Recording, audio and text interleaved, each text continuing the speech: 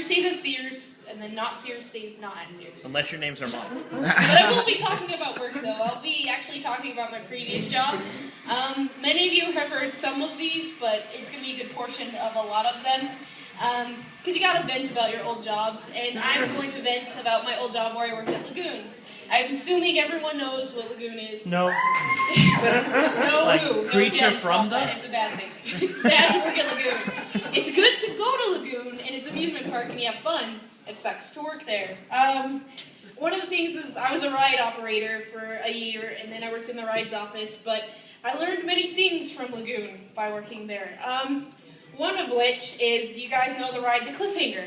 No? Yeah? Yeah. Cliffhanger? That. It's the ride that you sit on, it's got like 2 rows of seats, and they spin, and it goes around, and if it's warm enough and they decide to actually fill up the water sprays at you, right? It's like And it's kind of cool, kind of fun, whatever. One of the greatest things about that I'll never ride that ride, by the way, and I'm going to ruin that ride for anyone who likes it, so if you love that ride, I suggest you don't listen to it, but one of the things that happens is, obviously, spinning rides, crappy food, eventually things happen and they go, you throw up, right? And when people throw up on that ride, we were told by our managers and everything to just put a bucket of water and just splash it down to the bottom. Just fine, just get it rid of it so we can get more people on the ride. The only problem is the water sprays back at you when you're riding the ride. And I'll never forget, we're getting ready, we're cleaning the ride, and my sister is just sitting there and she's cleaning it with me, and this one customer waiting in the line was like, "Excuse me, ma'am, are you just throwing that throw up down in the water? Are you just putting it back?" She's like, "Oh, it's okay, they have a filter." We don't have a filter. There's no filter, it's come back at you. Another interesting thing is if you guys know the ride, the Rocket.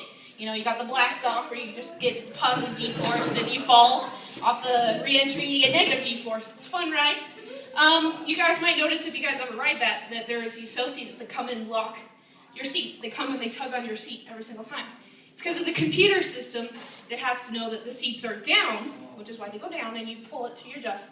And then they pull on it so the computer knows it's locked. Well, the computer has to get past a certain point, so obviously, so the computer knows that it's down.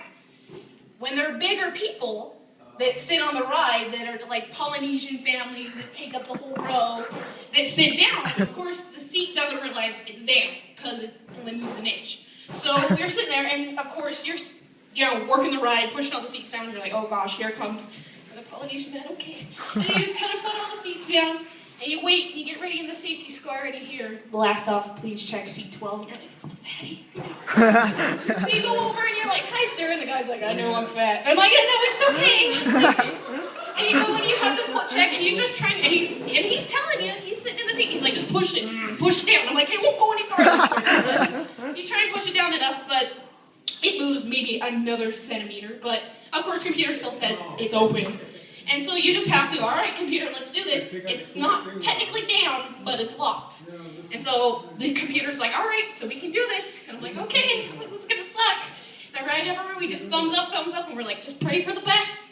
Because they're sitting there, and all of a sudden he just goes. He flies up in the air with 26 inches of nothing but seats, his fat, and the rest. And you just know, at any moment, as he's sitting there in that seat, and there's just that handle that comes down on him, if he just catches one of his flaps right, I'll just go down. And you're just like, "No, I just don't want you to land on me. I'm pretty sure this will cover the money." Like, I just know.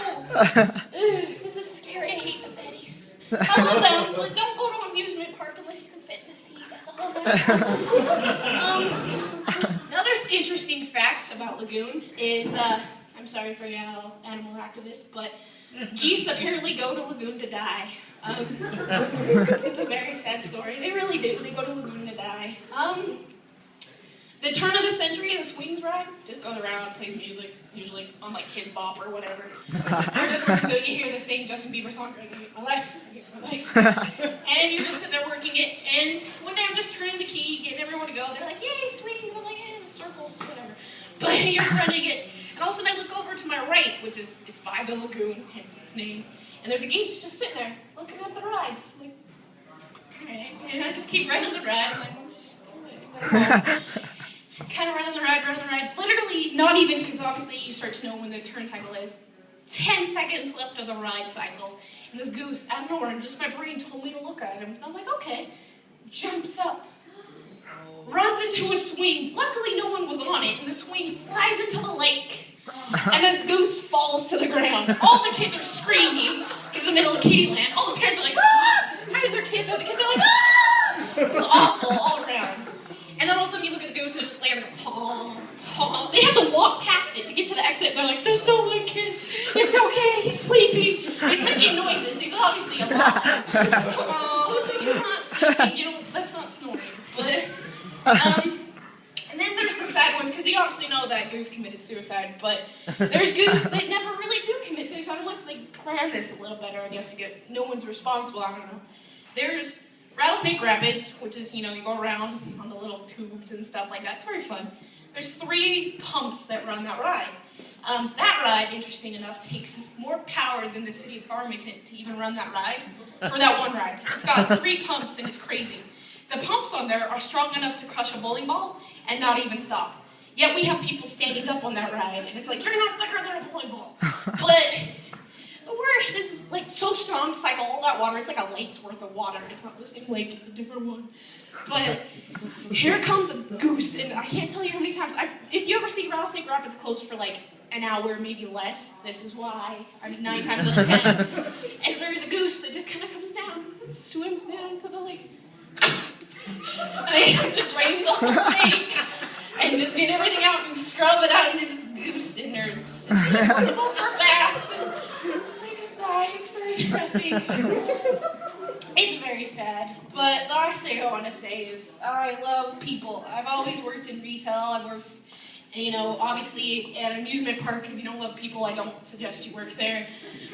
You're surrounded by them, believe it or not. But I loved it, got to be around people, and there was always those nice people that had nice kids, and they were very nice. And then there's those not nice people that don't have nice kids that weren't very nice. And unfortunately, I worked in Kittyland a lot. It was all right. I learned to love kids, and I learned to want to murder them. But there's one kid in my mind that if I ever meet him on my deathbed, I'll make sure he dies before me. Because working 10-hour shift had to be. Baby boats, which are the little tugboats that go around in a circle. Going down every 6 times every like 20 seconds to pick up these kids, put them in the boat, make sure they're buckled. They go around, they ring the bells. All you hear is bells when you get home, and I hate that ride anyways, but all the kids love it. It's mostly the parents love it, because the kids are just like, what's going on? Belly bell. And they're like, ring the bell. The kid's like, I can't even ring. It's awful. But they have to keep their hands out of the water because there's wheels. The little kids have to. They'll go around and make sure the boat doesn't just drag on the side. It's got wheels to keep it prevented from doing that. But this one kid, 3 maybe, conscious enough that I knew he was the devil.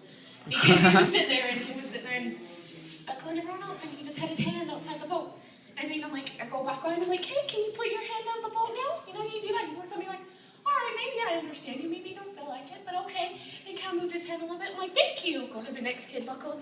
I look over there, and he's looking at me because he's putting his hand on the boat. I'm like, hey, now, remember how I told you keep the hand out of the water, put it back in the boat. And he's like, okay, maybe this time I'll listen to you. I'm like, okay, thank you. Go get all the other kids, and he's over there. Looking at me dead in the eye like, what you gonna do?